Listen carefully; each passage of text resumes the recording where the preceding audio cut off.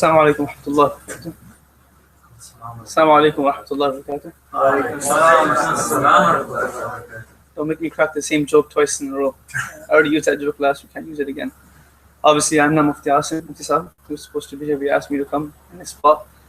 Inshallah, we will try to speak about the topic that he chose, about Umar ibn Abdulaziz, inshallah. As Allah makes it easy for us, inshallah. Bismillah ar-Rahman ar-Rahim.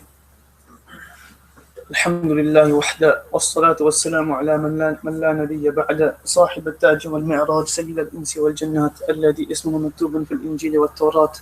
أما بعد فقد قال الله عز وجل في كتابه العزيز بعد أعوذ بالله من الشيطان الرجيم بسم الله الرحمن الرحيم يا أيها الناس إن وعدكم الله حق فلا تغرنكم الحياة الدنيا ولا يغرنكم بالله الغرور. وقال الله عز وجل في مقام آخر أولئك على هدى من ربهم وأولئك هم المفلحون.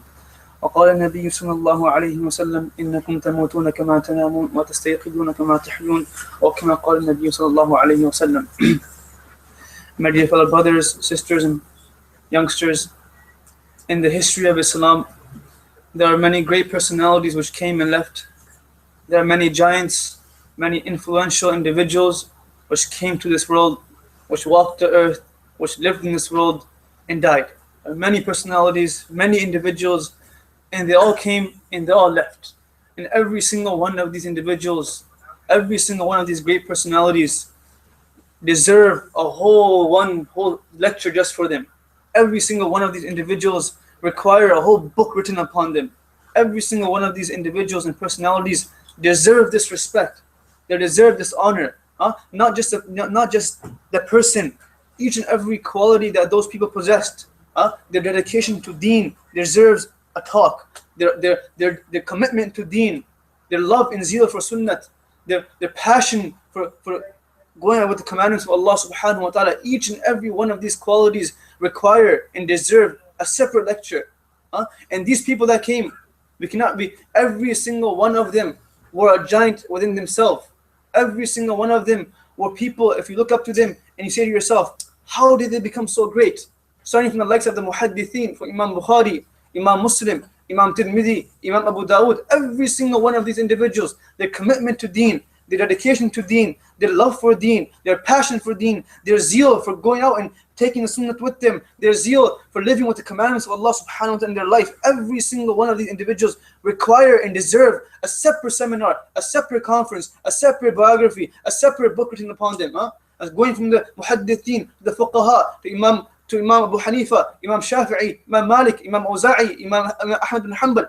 Every one of these individuals require this. They deserve this respect and honor. From the muhaddithin, to the fuqaha, to the mufassirin, to the muaddikhin. All of these people, they were great individuals. All of these people, they were great personalities. All of these individuals were giants amongst themselves. By themselves, they were people that would stand their own. They knew what they had to do in this world. But today, we will discuss about an individual. He was not a muhaddith. He was not a scholar of hadith. He was not a mufassir. He was not a scholar of the Quran. Nor was he a faqih. Nor was he a person that was educated in the matters of deen to a certain extent that he was called a faqih. He wasn't amongst any of these categories. He wasn't muhaddith, wasn't a mufassir, he wasn't a faqih.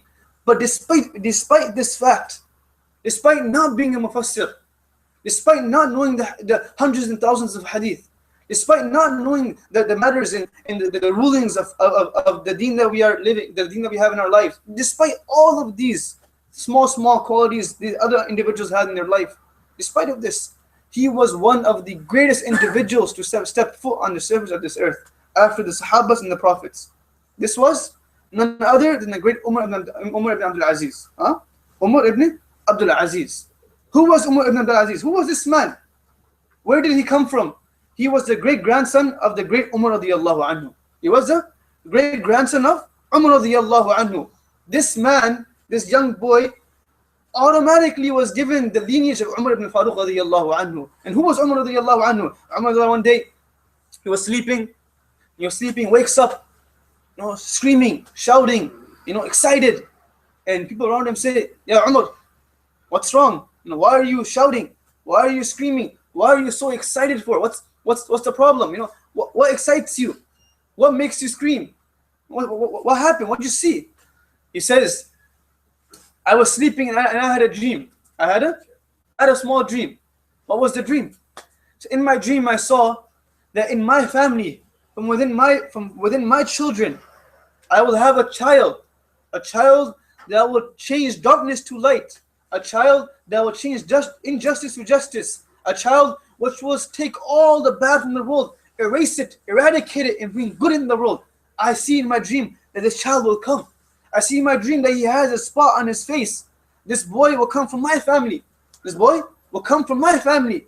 So the people, the family of Umar radiallahu anhu, the children, the daughters of Umar radiallahu anhu, they were like amazed, because they knew that Umar radiallahu anhu, his dreams are not normal dreams. There is indeed some reality behind it. This man is so great. No, he can't just have a dream and it's just a normal dream. There is some reality behind it. The man that had 18 muwafiqats with the Quran, 18 times. Such a great man. They knew who he was. They knew when he would think and when he would want something and desire something, they knew that Allah subhanahu wa ta'ala will bring that in the Quran. Such a great man. He said one day, sitting next to the Prophet sallallahu alaihi wasallam, said, Ya Rasulullah, you have wives, and you have random people coming to your gatherings. Some are companions, some are your companions, some are not your companions. And your wives, at this time, hijab was not compulsory. He says that your wives, they're the ummahat al-mu'mineen, they are mothers, and people see them. I advise you, and I request you, you ask them to cover themselves. You ask them to wear hijab. So Nabi says, okay, inshallah, we'll think about it. Right away, Allah subhanahu wa ta'ala relates in the Quran, sends down wahi, Ya ayyuhan nabi, قل لأزواجك وبناتك ونساء المؤمنين يدنين عليهن من جلابيبهن.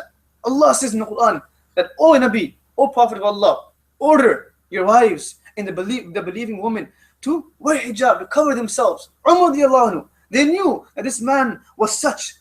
Umar one day sitting with the Prophet sallallahu alaihi wasallam says, Ya Nabi Allah, the place where Ibrahim sallam, where he came in Mecca, and where he prayed, and that place, make it a special place. Make it a place where people pray. Make it a place where people, when after finishing tawaf, they go back and they pray there. The Prophet says, we will do it. Right away, Allah says in the Quran, وَاتَّخِذُ مِن مَقَامِ إِبْرَاهِيمَ مُصَلَّى.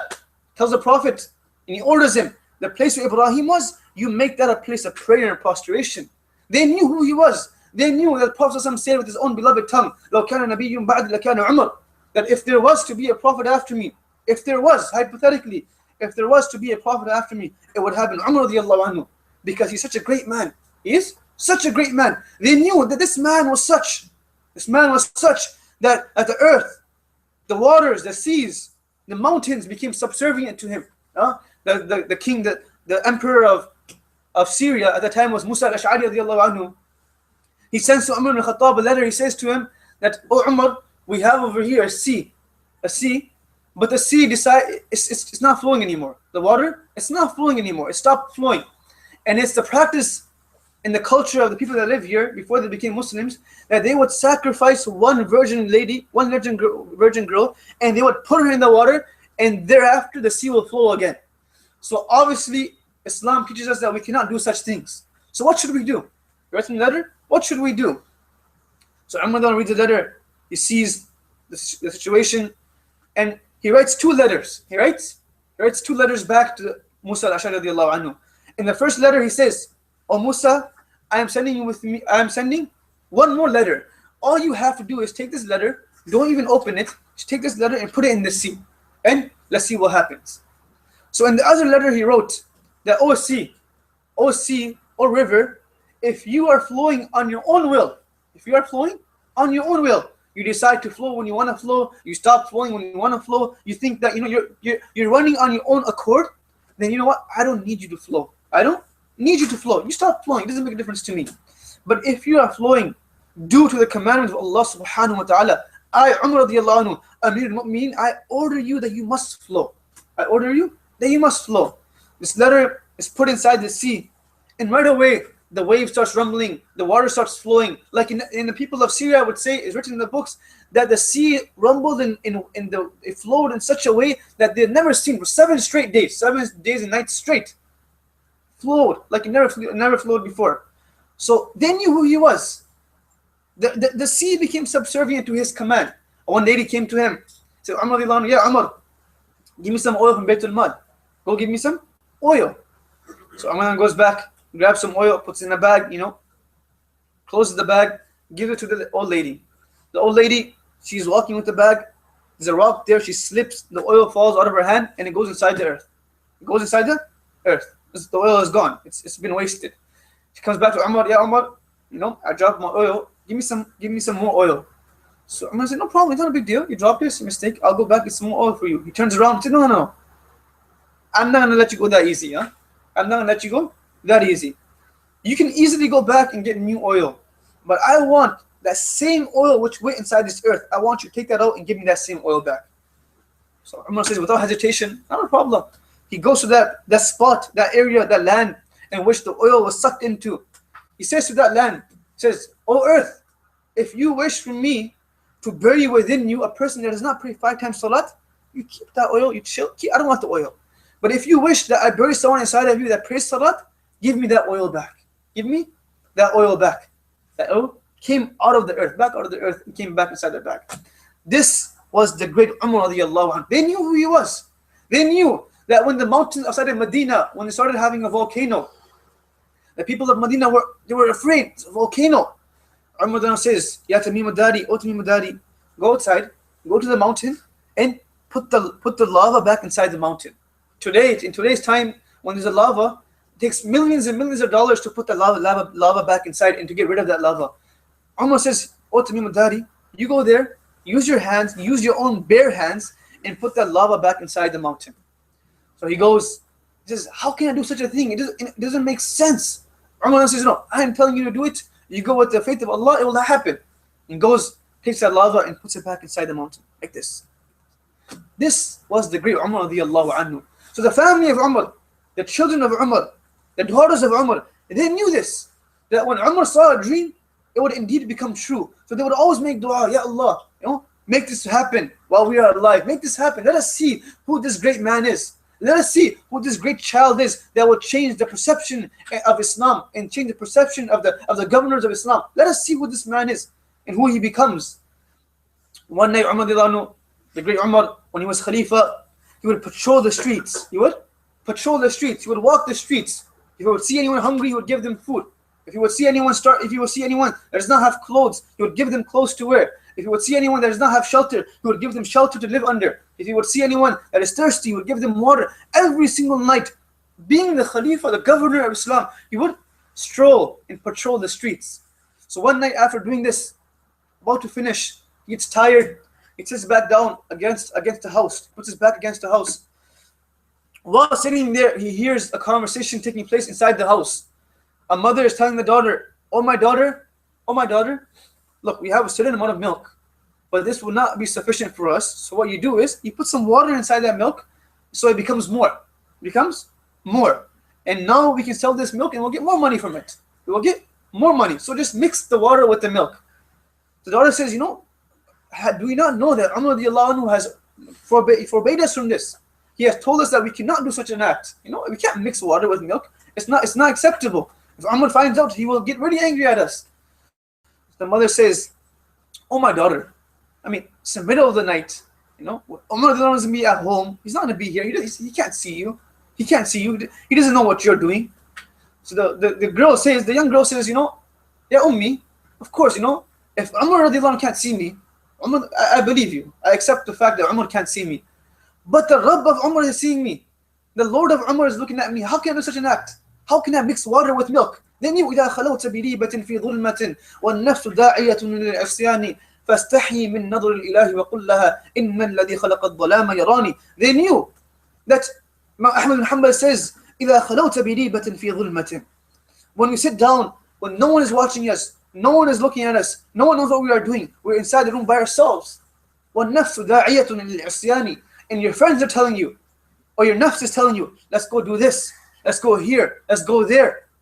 فَاسْتَحْيِ مِنْ نَظْرِ الْإِلَهِ وَقُلْ لَهَا. He says, be afraid, have some shame, have some self-respect, because that deity in that person that created the car and the vehicle for you to go to the theaters, that person that created the darkness for you to sit inside of, that deity that created the phone for you that you are using, that deity which created the eyes for you which you are looking through, and the ears that you are listening through, in the tongue that you are talking through, in the hands that you are touching with, in the feet that you are walking with, that deity is the same person who has created this darkness, is the same Allah who is watching you right now.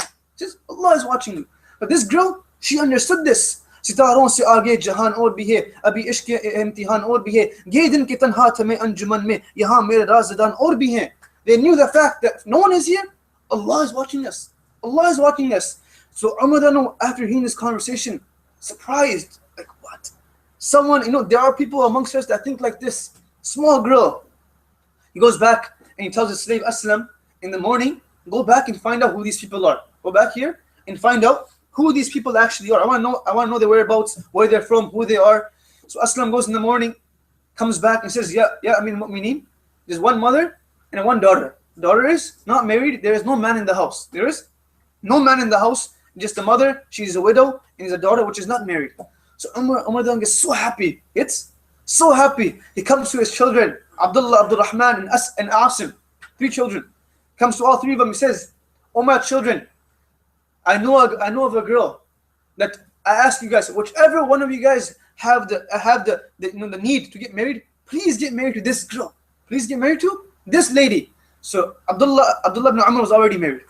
Abdurrahman was already married. There was only Aasim left. And he said to them, listen, if I was not married and if I had the need to get married, I would not be standing here right now. I would be having my walima in Rukhsati right now. I would already been married to her. Such a great girl she is. So he says, Aasim, get married to her. And then Aasim goes and gets married to this girl. From this girl comes Aasim, the mother. Aasim's son was also named Aasim, Aasim. And from the son of Aasim was Umar ibn Abdulaziz.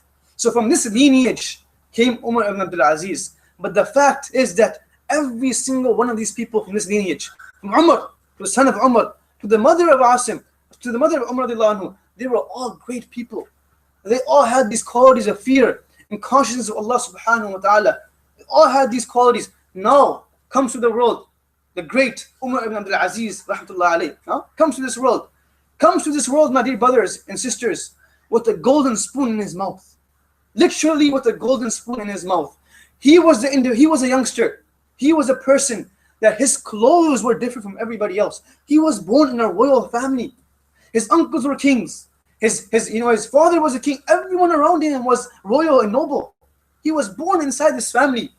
He would say that, whatever I wanted, I will make it happen.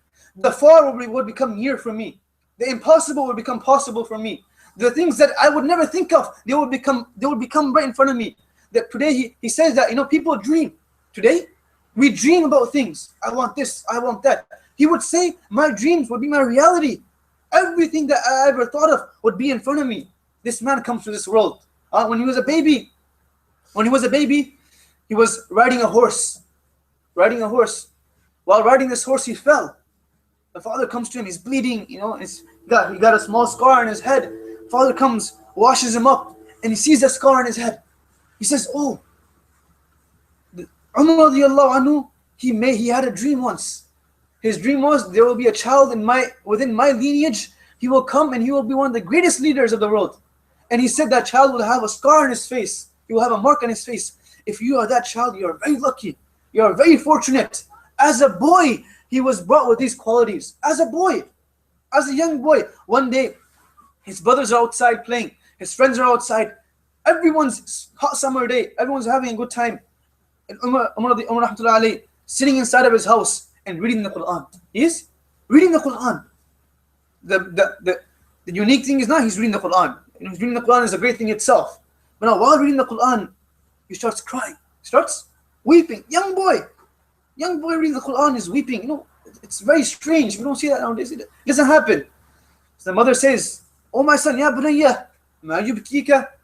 What's making you cry? Why are you crying for? You have everything. You want something, I will give it to you. You want food, I will make it for you right now. You want these clothes, I will give it to you. Whatever you want, you will get. Why are you crying for? I don't want to see my son crying. Umar rahmatullah alayhi says to his mother, looks up, says, Ya ummi, dhakartul maut. Dhakartul maut. So I remember death. I'm scared for death. Young boy, reading the Quran, he realizes that Death will hit me one day. He says, my mother, I am not crying due to the fact that I do not have something in my life. I have everything in my life. I am crying because I am reading the Quran and now I am remembering death. As a boy, due to this, as a result of this fear of the akhirah, as a result of the fear of Allah subhanahu wa ta'ala, as a result of the fear of Jahannam, as a result of the fear of standing in front of Allah subhanahu wa ta'ala on the day of judgment, as a result of the fear of the day of resurrection, and as a result of the hope of Jannah and the mercy of Allah subhanahu wa ta'ala, this man brought great change inside of his life. And in sequence, he brought great change and phenomenal change in the whole world. Brought great change in the whole world. And it's not like he didn't have the choice to do other things. Some people say that he became a alim or hafiz, he had nothing else to do. He became imam, he had nothing else to do. This man had the choice had the choice to do anything he wanted.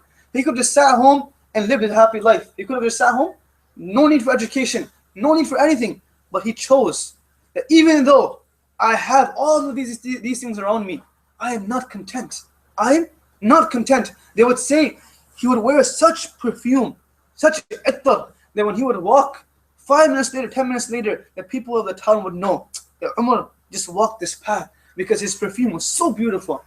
Salih ibn Salih would say, he was a great scholar of his time. He would say that my father would tell the dhobi, or tell the person that cleans the laundry, that when you clean my clothes, after you clean the clothes of Umar, wash my clothes after you wash Umar's clothes. Why? Because Umar's clothes have such a fragrance, have such a smell, and have such a perfume that even after you wash it, you will have it in your hands, and it will touch my clothes, and I will also get that scent. So wash my clothes after you wash his clothes. Such a man had everything in his life. No need for anything, no need for sacrifice. He is the son of a king, the nephew of a king. Everyone around him is noble and royal, and they're all living with a golden spoon in their mouths. But he said that whatever I wanted in this dunya, I got. And the far became near for me. The impossible became possible for me. But after all of this, the unthinkable became a reality for me. But after getting all of this, I was not content. Thereafter, getting all the bounties and blessings of the world, I said to myself, I am not content. I want the blessing of the akhirah. I want the blessing of deen. I want the bounty of this Quran. Thereafter, he became Umar ibn Abdulaziz. This was his life before becoming Khalifa was such. His life before becoming Khalifa was.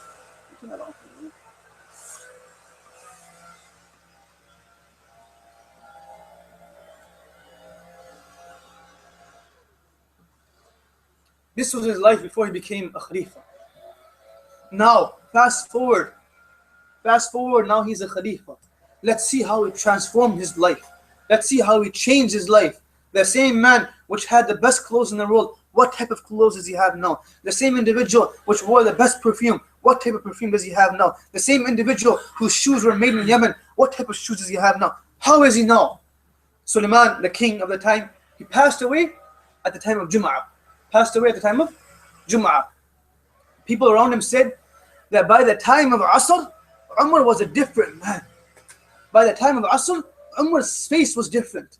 Before this, كُنْتُ تَعْرِفُ خَيْرًا مِنْ وَجْهِهِ. They would say that we would be able to see the happiness and the blessings that he has from his face. He will always be so happy, always in a good mood because he has everything. But from Jum'ah to Asr, the time of 4 hours, they say that he changed his life. He says that while they were burying, Umar says, while I was burying Suleiman, the king, I was still burying him and was still putting the dirt on top of him. I heard a very loud noise, clattering of hooves, caravans, horses. I heard such a loud noise. I looked back and I said, what is this? What is this? They said, this is the caravan for the king. This is the caravan for the king. And you are the king now. This is your caravan. 300 horses. Caravans full of goods. This is your caravan. Umar says, no. This caravan was for the other king. I am not taking this caravan. This is not for me. Tell these people that I do not need any of this. I will ride my own animal. What type of animal did he have? The king of the world. What type of animal did he have? Did he have a horse, a nice beautiful horse? He was driving a mule. He was riding a mule. He had the opportunity, the choice of having all this entourage with him. And like, for example, put it into perspective for us, it's like when a president comes, prime minister comes with 50 cars behind him, 20 cars ahead of him, as an entourage. They come as an entourage. So he had that choice. Take all of these animals. They are for you. Whenever you choose, you want to ride this horse today, ride that horse today, it's all for you. He said, no. I don't want any of this. I will ride my mule. So thereafter, he sees guards around him. He sees guards. He's surrounded with guards all around him. He sees, what is this for? What's all this protocol? He says, these are your guards. These are the people that will protect you. Looks back at all of them and says, Mali walakum illa an rajulun min al-muslimin. Listen, there's no difference between me and you. I'm a Muslim and you are a Muslim. I'm a believer and you are a believer. There's no need for you to guard me, because indeed you cannot make a difference to me. You cannot make a difference to me. If Allah has written for me to die, you can't save me. Even if you have your sword out, ready to hit the person in front of me, but if Allah has decreed for me to die, I will die. I will pass away.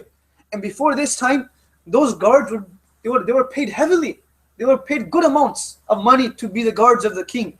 But he said to them, listen, if you want to be my guard, I give you the option. I will give you 10 dinar. I'll give you 10 dinar a month. I won't give you that 20,000 or 10,000 dirhams or dinars. I will give you 10 dinars. If you want, you take it. If you want, you leave. If you want, you take the 10 dinars, become my guard, or you can just leave. I don't need you. So the people that desired his company, great man he was. Some people desired his company. They stayed. We want to be your guard. So he says, who will become the leader amongst you? Who will become the leaders amongst the guards? And he says, you will. And he points at Umar al-Muhajir al-Ansari. One man by the name of Umar al-Ansari. He says, you will be the leader. He says, why me? Why me? Look at the prerequisites these guys had set. Not because you are the strongest person. Not because you have the best body. Not because you have the best, you're the strongest amongst all of them. Or you have the best skill of fighting. Or the best skill of sword fighting. Not because of this. I choose you because I see you recite the Quran all the time. Whenever I see you, you are reciting the Quran. And I saw you one day. You were praying. No one was around you. You were in solitary. You thought to yourself that no one is watching me. You thought to yourself that no one is watching me. But I saw you with how much concentration, devotion you were praying. I loved that act. So because of this, I make you the leader of all these guards. So their prerequisites were different. Their wants were different. Their desires were different. Their needs were different. He says, you will become the guard. This is Umar, the king of the world. King of the world. He walks. They say that when he went to the burial, he was wearing the most expensive suit. Most expensive suit. And this was Jummah time. And when he walked inside the masjid for Asr to announce that now he's a new king, they say that he was wearing the most simple suit amongst the whole gathering. Most simple suit amongst the whole gathering. And he said that, oh people, you knew me as Umar, the great. You knew me as Umar, the boy which had everything. From today on, I have nothing. From today on, I will have none of that. I will have none of that. And it was not only him. He did not make it a point to sacrifice himself. He did not make it a point that I will sacrifice and that's it. No, he made it a point that I will sacrifice, I will give, I will leave this world, and I will also ask my family to do the exact same. He comes to his wife, Fatima. And Fatima ibn Abdul Malik, she was one of the most noble ladies in the world. She was one of the most royal ladies to walk on the earth. Her father was a king, Abdul Malik. Her grandfather was a king, Walid. Her great-grandfather was also a king, Marwan. All the way up, they're all kings. Her uncles were kings. Her husband is a king. Her son was soon to become a king. She was the most noble lady to walk on the earth. He comes to her and he says, oh my wife, you have a lot of gold. You have a lot of gold. And when Abdul Malik, the king, passed away, he was the father of this lady, so he left for her so much gold. He says to her, you know what? I'll give you a choice. Either you choose to keep the gold, or either you choose to leave the gold. Because I cannot spend a day with you in this house, knowing that you have all this gold, and there may be one person in some small town of my kingdom that does not have food to eat. I cannot live like that. So it's your choice. Either you leave the gold, or either you keep the gold. She says to him that, oh my husband, if I was given 100 times this gold, and I was given the option to stay with you or leave the gold, I would leave the gold. I would leave the gold. So the wife is sacrificing. The father is sacrificing. He comes to his sons. Once his son came to him, so, oh father, after becoming the Khalifa, so, oh father, I want to get married again. I want to get married again. I have one wife, I want to get married again. And he sends a letter back to him saying that, oh my son, there are people which do not have enough money to get married once. You want me to give you some allowance so you can get married twice? Don't write to me again. Don't write to me again. I do not want to hear from you. You are doing fuzul kharshi. You are wasting money. You are wasting your time. You get married once, that's all you need. There are people in my kingdom, in towns of my kingdom, that do not have enough money to get married once. Once his son bought a ring worth 1,000 dinars. He bought a ring worth 1,000 dinars. So his father found out about this. He goes to his son. He says, listen, that ring you bought, I want you to sell that ring. I want you to sell that ring. And with each, you bought 1,000 dinar. You bought that ring for 1,000 dinar. Now you feed 1,000 people.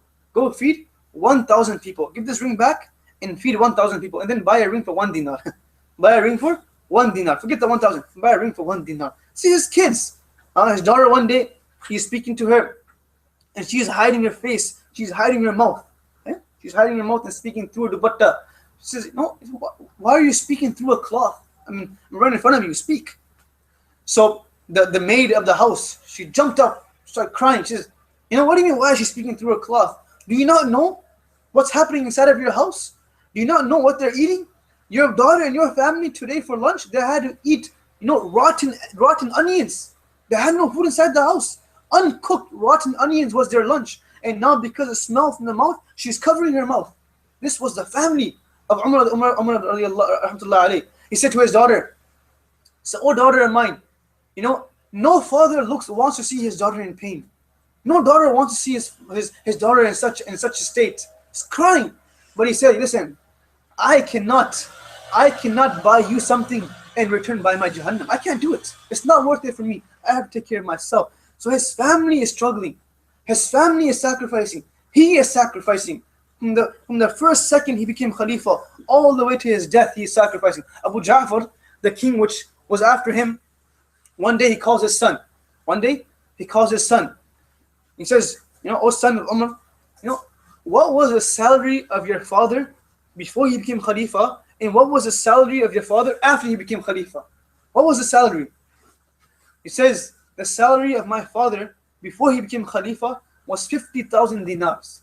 He was earning 50,000 dinars. And his salary after becoming Khalifa was 20 dinars. Was 20 dinars. These individuals changed themselves. They did not expect that their kingdom will change and I cannot change. They became the change they wanted to see in others. They became that change they wanted to see amongst the people. They became the change they wanted to see amongst their kids. They became the change they wanted to see amongst their brothers. They became the change they wanted to see amongst their spouses. They became that change themselves. And in sequence, the people around them also changed. In sequence, at that time, those 2.5 years were the most successful years of Islam. Those 2.5 years, no one dared to do injustice to somebody else. And those 2.5 years, a sheep in a line would be able to drink from the same stream. They would be able to drink from the same stream. In those 2.5 years, not only the Muslims knew the greatness of Umar, but the non-Muslims knew. When Umar when he passed away, a person took a group of prisoners in exchange for Muslim prisoners in Rome. He went to Rome. His name was Ma'bad, Muhammad ibn Ma'bad. He took a group of prisoners to Rome to exchange prisoners. And at this time, he did not know that his Khalifa, his governor, passed away. He went to Rome, and the time came that he's exchanging the prisoners, and he sees the king of the Roman king. He's crying. He says, why are you crying for? He says, oh, do you not know? The greatest man who lived on the earth has passed away. Who has passed away? The Umar ibn Abdulaziz has passed away. The Khalifa has passed away. He says, why did you care about him for? What difference does he make to you that he passed away? He is our governor. He's not your governor. He said, the difference in the world that he made, not only the Muslims felt it, we also felt that difference. We also felt that difference. So now Muhammad is crying. Muhammad is crying. The king says to Muhammad, what are you crying for? Are you crying because of yourself? You are in sorrow? Are you crying because of the people? They lost a great person? Or are you crying because Umar ibn Aziz, you're scared for him? He said that, you know what, I'm crying for myself. I feel very sad that such a great person has left my life. He said, I'm also crying for the people around me. They all lost such a great person and personality. You know, of course I'm crying for him too. You know, I fear for him too. He said to him, I am not a Muslim. I don't believe in your religion. But I tell you, cry for yourself. Cry for the people. Weep for yourself. Weep for the people. But don't weep for him. Don't weep for him. Don't waste your tears on crying for him. He is Umar ibn Abdulaziz, and he will indeed be given something much greater than this world. He will be given paradise. When he passed away, before passing away, he told Raja. Raja was one of his servants. He told him, called him close. He said, listen, my time is coming near. My time is coming near, and I buried with my own hand 3 kings. I buried Walid, I buried Abdul Malik, and I buried Sulaiman. I buried all 3 of these kings. When I put them in their graves, I made their face in direction towards the Qibla. But when I removed their cloth, I saw that their face was turned away from the Qibla. I saw that their face was turned away from the Qibla. I saw that their face had darkened. So make sure when you bury me inside my grave, you look at which direction my face is facing. You look at me. And he said that wallahi, Abdul Malik, Walid, Sulaiman, none of them were fornicators. None of them were people that fornicated. None of them were people that drank. None of them were people they weren't people that did wrong. They weren't people that missed namaz. They weren't people that forgot to fast. These people had all these qualities. He said Abdul Malik, he would stand in tahajjud, and in 3 nights he would finish the whole Quran. 10 paras in one night, 10 juz in one night he would read in the tahajjud. These were great people. The only thing they did injustice to people around them. They did injustice. They stole the rights of people. In the same manner today, we are not kings. We are not governors. We are not khalifas. But we also have the power to steal rights of people. We also have that in our hands. Those individuals, Umar ibn Abdulaziz, the king of the world, left the world, and he was given glad tidings of Jannah, even though he was the king of the world, but did not steal one right of a person. Today, I am a brother. I only have 1, 2 brothers. How am I stealing their rights? I am a son. How am I stealing the rights of my parents? Today, in this society, we are living in such a way. We see 99 good qualities inside of a person. 99 good qualities in one bad quality. You see? 99 good qualities in one bad quality. We will burn all those 99 good qualities and talk about that one bad quality amongst that person. This is called stealing the rights. Islam is teaching us, our Nabi is teaching us, the Hadith is teaching us that if we see 99 bad qualities inside a person, if we see 99 bad qualities inside a person, and we see one good quality, we talk about that good quality. Abdullah ibn Malik ibn Dinar would say that I believe that everyone is better than me. Everyone around me is better than me. Why is that for? He says that if I see someone younger than me, I say to myself, he is better than me because he lived less years in this world, which means he has committed less sins. So he's better than me.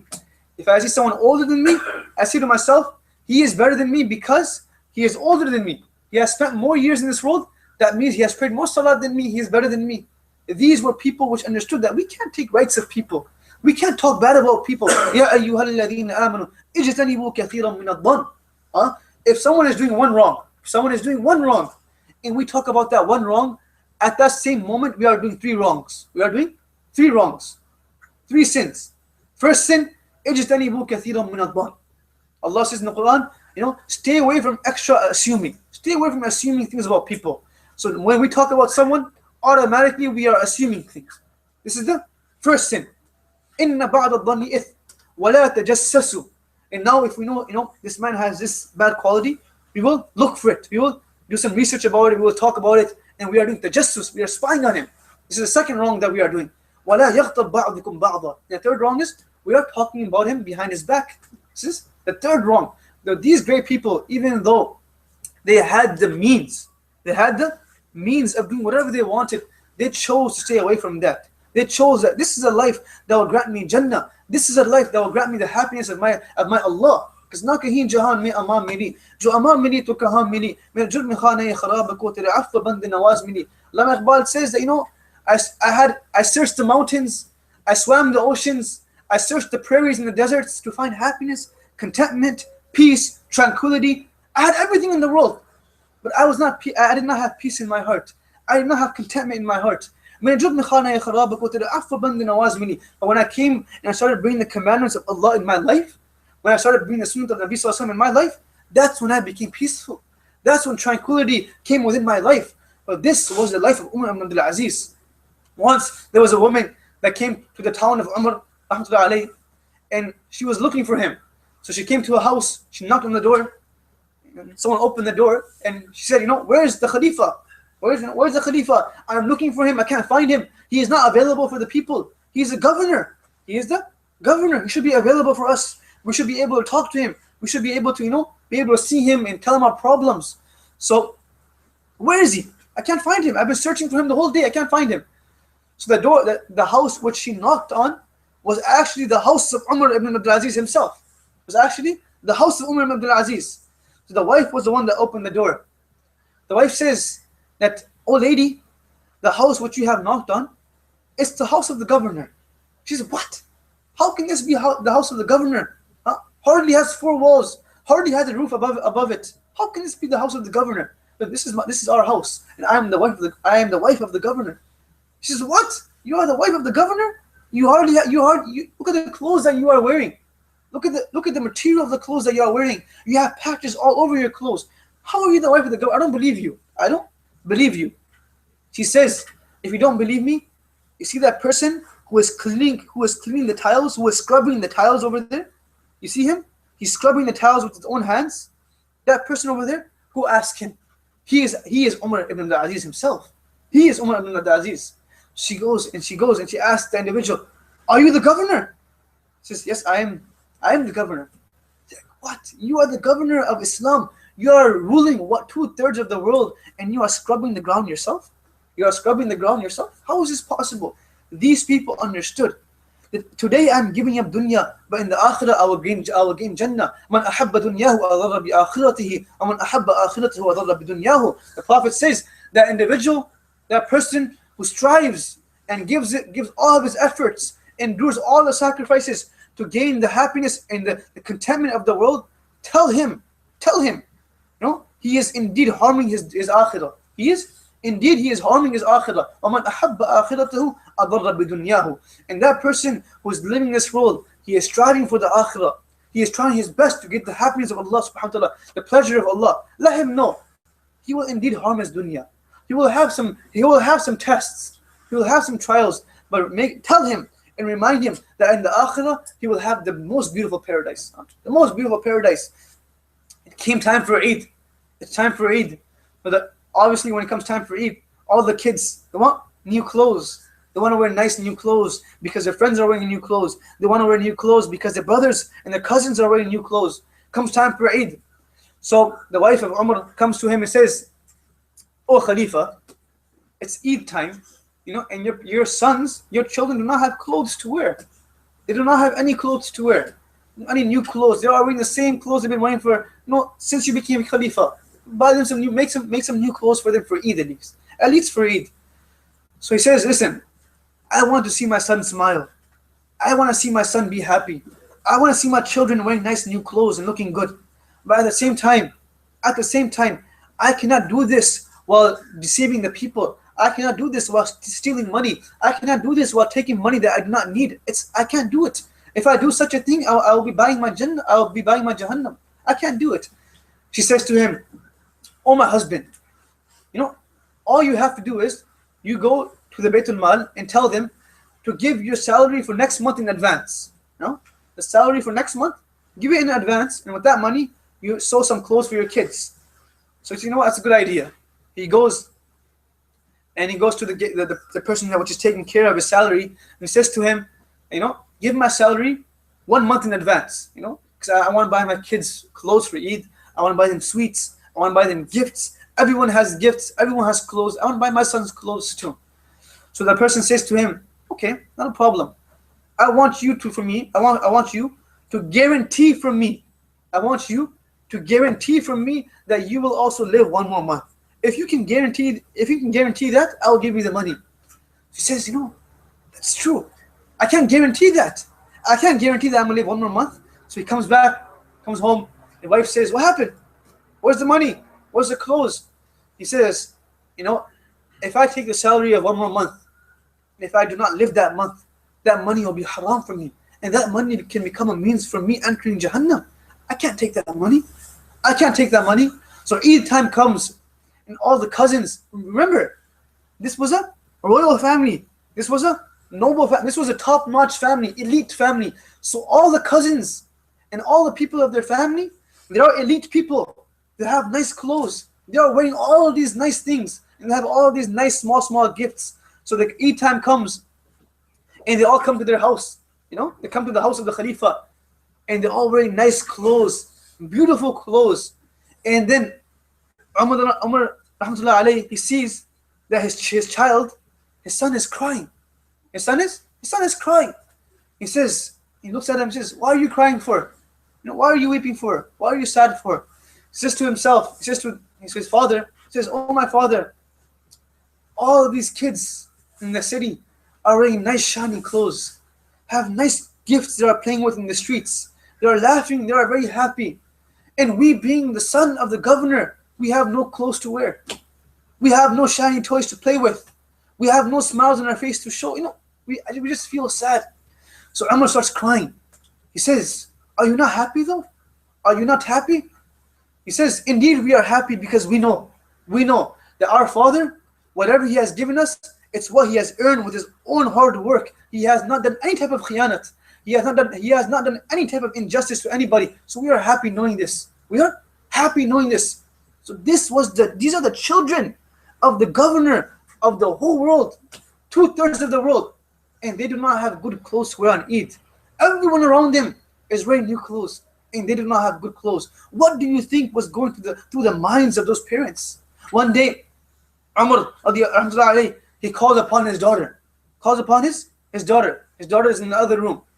So the daughter, rather than coming in front of the father and replying, she replies from inside the room. So the maid, she gets very angry. She goes to her and says, "Why did you reply from inside the room? You should have came outside, came in front of your dad, and talked to him in front of him, face to face." She said that, "How could I go in front of my father? How could I go in front of my father? I have one pair of clothes, and at that time I was washing that one pair of clothes. I had no clothes to wear. I had no clothes to wear. How could I face my father? I had nothing to cover myself with. That one pair of clothes that I had, I was washing that pair, so I had nothing to wear. I had nothing to wear." The governor of Islam, the person who has the key and has all the assets in the world that people require and people desire, he has them in front of himself, but he chooses that man kana yuridu hatta al-akhirati nazid lahu fi harthi, that he knows that if I choose the akhirah for myself, if I choose that I want the happiness of Allah subhanahu wa ta'ala, Allah will give me much more. Allah will give me much more. This man, when he passed away, that same individual which was born with a golden spoon in his mouth, the same individual which had the best clothes, the same individual which had the best perfume, the same individual, when his father passed away, when Abdulaziz passed away, when his father passed away, the inheritance that he got, Ibn Kathir, rahmatullahi alayhi, he writes in his commentary of the Quran, that when his father passed away, no one got such an inheritance like he got.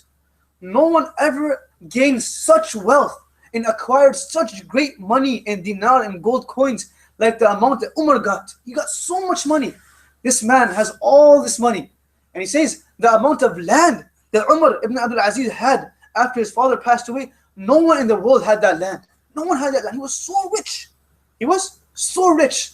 But before he passed, when he became Khalifa, he said to the people around him that I have all of this land spread across the kingdom of Muslims. All this, take every single piece of land and give it in Bayt al-Mal.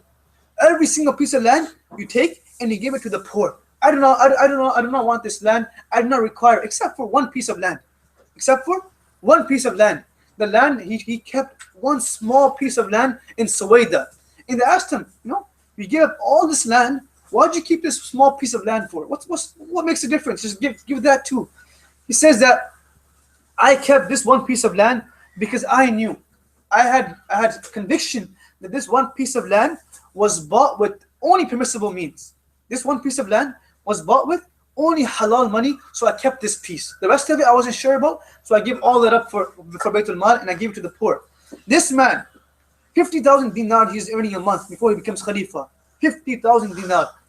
On his deathbed, he passes away. How much money do we think he leaves behind? How much money? How much money does a person leave behind? The king of the world, the president of the world, how much money does he leave behind?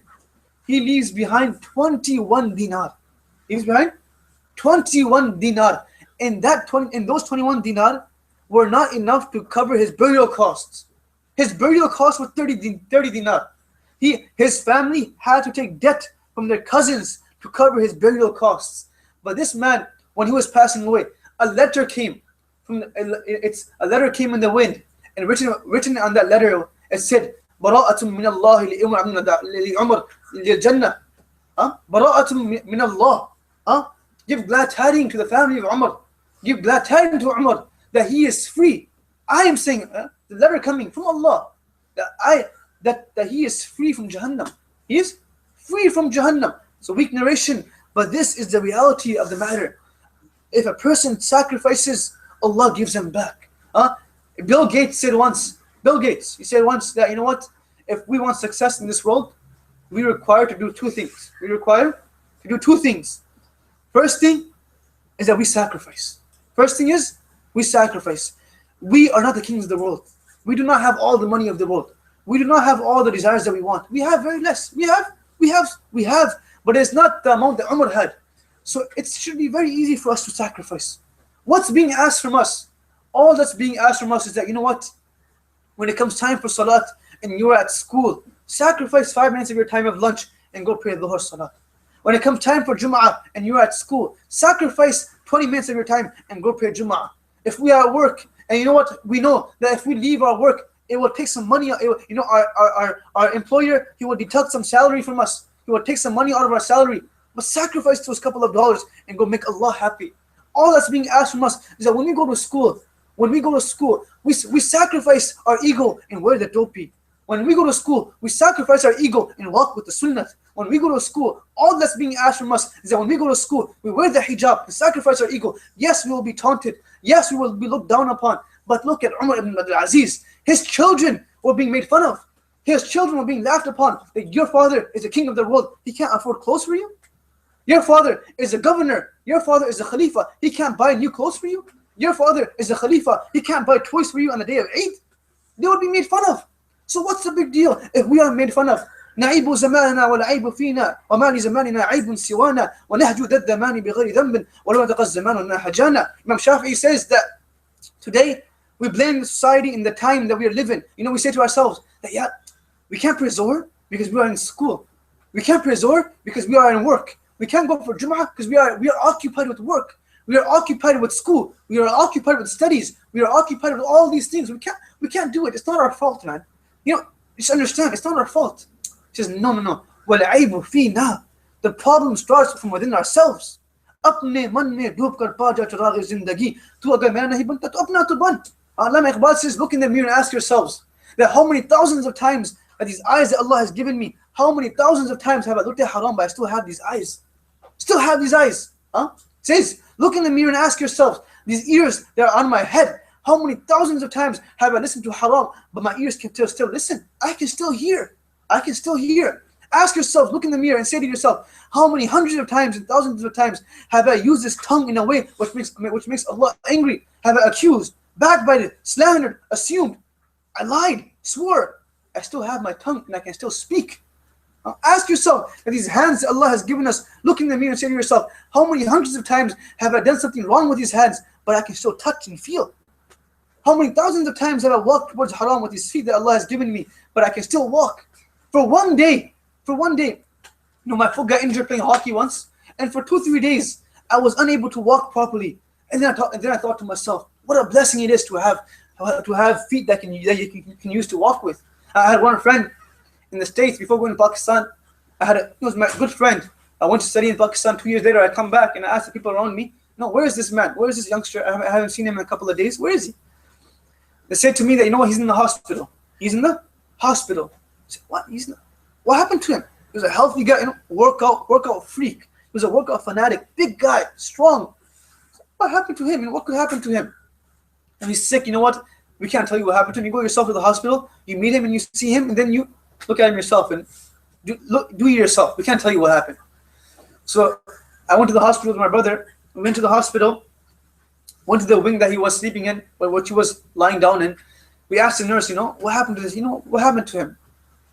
You know, she's like, go ask him yourself. Go ask him yourself. No one wanted to tell us. Now we open the curtains. And behind that same guy was able to bench press 300. That same guy was able to lift all day. The same guy was able to, 100 push-ups at a time. That same guy, skinny, weak. His bones are sticking out like a skeleton. Look at him. We're like, what happened to this guy? What happened to him? And we go close to him and we see him like, what happened to you? He opens his mouth to talk, but his mouth opens and no words are able to come out. Then we're like, surprised, shocked. We asked the nurse, now tell us what happened to this guy. What had happened to him was that Allah chose to take one blessing away from him. Allah chose from the thousands and millions of ni'mats and blessings that Allah has given us, Allah chose to take back one blessing. One blessing. Not the blessing of the eyes, not the blessing of ears, not the blessing of your heart beating, not the blessing of the mind thinking. Allah took away the blessing of saliva. Allah took away the blessing of saliva. Now saliva is the first form of digestion. When you eat something, your saliva digests it and then it goes inside your stomach. Now this person is not able to produce saliva, so he's unable to eat. He can't eat. So now they have tubes inside of his body putting food inside. So since he can't eat, he got skinny. So why can't he talk? When you talk, you need saliva. Your saliva helps you speak. It is the form of, it helps you say words. So now since he can't have any saliva in his mouth, whenever he opens his mouth, you see his lips moving, there are no words coming out. There are no words coming out. Allah chose to take one blessing away from him. Today we have all of these blessings, and we have the power of thinking, the power of seeing, the power of understanding. We understand from this. This is a lesson from us. The life of Umar is a lesson for us that he had it all. He had it. He had everything that he wanted. Every single thing which a youngster desires to have in this world, he had. But he gave it up to earn the happiness of Allah subhanahu wa ta'ala. No one is asking us that we stop going to school. No one is asking us that we stop working in our jobs. No one is asking us that, we go outside and, we change out. Everything is changed. All that's being asked from us is that we take baby steps to become better people. We take baby steps to become better people. Indeed, today we are alive. لا تأخر العمل الخير إلى غد لعل غد يأتي وأنتم مميت. The poet says, let's not procrastinate and delay in doing a good act till tomorrow. Tomorrow will come and I'll be 6 feet under the ground. Wallah, in the last 2 weeks, we have helped bury 3 people. 3. One person was 21 years old. The other was 89 years old. And the other was 3 months. The cousin of Kaman Bhai and Bilal Bhai. 3 months. So the sequence of dying, there's no sequence. مَجِيءُنَا فِي هَذِهِ الدُّنْيَا لَهَا تَرْتِيبٌ. Our coming in this world is a sequence. The grandfather, the father, the son, the grandson. وَخُرُوجُنَا مِنْ هَذِهِ الدُّنْيَا لَيْسَ لَهَا تَرْتِيبٌ. But us leaving the world has no sequence. The son can leave before the father. The grandson can leave before the grandfather. It has no sequence. It comes without a knock on the door. So we have to prepare for that day. How Umar the Great, Umar al-Thani, he sacrificed and he prepared for that day. That now when he stands in front of Allah, he can stand with a smile on his face and he's prepared to say, you know what? I did my best. I did my best. He prepared his resume for that day. Today, we have to start preparing our resume. Our resume has to be prepared. Today, our resumes are a'mal, our actions. Our actions such that on the day of judgment, we can stand in front of Allah subhanahu wa ta'ala. How are our actions? Do we have our namaz intact? Do we have our akhlaq and our manners intact? Do we have our respect intact? Do we have the way we talk to our elders intact? The way we talk to our parents, is that okay? Is that intact? It's not. We all have to improve. We all have to sacrifice something to gain the happiness of Allah subhanahu wa ta'ala. It cannot happen that we have the love of dunya in our heart and the love of Allah in our heart. It's like putting fire and water in the same container. It can't happen. So we have to sacrifice the love of this dunya. Yes, we use it. Yes, we use the dunya. We use the wealth that we get. We use the car that we have. We use the house that we live in. We use it. We need it. But the love of this dunya should never be inside of our heart. The love of Allah and the akhirah should be inside of our heart. If we live with this mindset and with this perception of life, wallahi, we will be happy in this life and we will also be happy in the hereafter. We'll be happy in this life, we will also be happy in the hereafter. It's like the story that Mahmud, the king, he called everyone in his kingdom and he said to them that touch whatever you want inside of my kingdom and it will become yours. Touch whatever you want inside of my kingdom and it will become yours. So everyone went. One guy touched the gold, other touched the silver, other touched the cash, the other guy went touched the goblets, every other guy went to touch the treasury. Everyone went to touch something. The camels, the horses. So Ayaz, the slave, he came, he didn't touch nothing. The king asked him, no, what's wrong with you? He comes to the king and he touches the king. He touches the king. He's like, what are you touching me for? I mean, what's up? Get off me. What's making you touch me? He said, you said that whatever I touch becomes mine. Whatever we touch becomes ours. They went, they touched the silver became theirs. They went, they touched the gold became theirs. They went, they touched the cars and the vehicles became theirs. I came, I touched you. You are the king. You own everything. You become mine. In essence, everything becomes mine. In essence, everything becomes mine. The same way, if we run around and strive to get that extra dollar, if we strive to leave salat and to stay in, leave salat and stay inside our class, if we strive that, we go play our sports and we forget about salat, if we strive and care for that moment to watch the game, but we forget that, Maghrib ki namaz jariyah, if this happens to us, we can get everything else in the world. We will have the money, we will have the family, we will have the friends, we will have our sports, but we won't have Allah, so we won't have happiness. But if we keep Allah in sight, that we will have everything else. We will play sports, we will go to school, we will go to work, we will do everything else. But we want Allah's happiness. We want Allah's, I will watch my game, but when the commercial comes on, I will pray my salat. I will play my hockey game, but when it's halftime, I will go pray my Maghrib salat. If we live with this mindset and this perception of life, wallahi, Allah will give us the happiness of this world in the hereafter. Happiness of this world in the hereafter. If the great Umar Athani can do it, why can't we? The sons of Umar lived without good clothes on Eid. We have good clothes every day. We have good food every day. What was the food of Umar? What was his food? They say that he used to eat boiled garlic. They say that if a guest would come to their house, if they would eat that food, they would throw up right away. They would vomit because that food was not edible. It was not edible. Such a great person, my brothers and sisters, that wallahi, if we talk about him all day, his virtues, his stories will not finish. And 2.5 years, he did not rule for 30 years or 20 years or 10. He ruled for 2.5 years. But the work that he did, history has bear witness that no one can ever do such a job. People that have ruled for tens of years, 20 of years, they have not done such a job. Umar, in 2.5 years, changed the perception of the world, changed that I as a king, I am the king of the world, but I can bring justice in the world also. Today, I am a brother of the family. I am the father of the family. I am the cousin of a family. I am a student of my school. I can also bring justice inside of my life. I can also be just to myself by obeying Allah subhanahu wa ta'ala. That's all that's being asked from us. That's all that's being asked from us. We take baby steps and Allah will make the rest easy. So Allah subhanahu wa ta'ala first give me the ability to act on what I said, because my ears are closer to my tongue than yours, and give all the ability to act upon this. Don't take it lightly. Wallahi, today we are living, today we have these limbs that are working, tomorrow we may not have them. Let's not take it lightly. This is a reminder. Inna fi dhalika la ayah. These are reminders for us that today we will change our lives. Today we will change our lives. And Allah give us the ability to change our lives and become a reason for others changing their lives also. May Allah give us His ability. May Allah give us tawfiq to act upon this and convey this message to whoever is not here. Jazakallah khair wa akhu da'wan alhamdulillah rabbil alameen.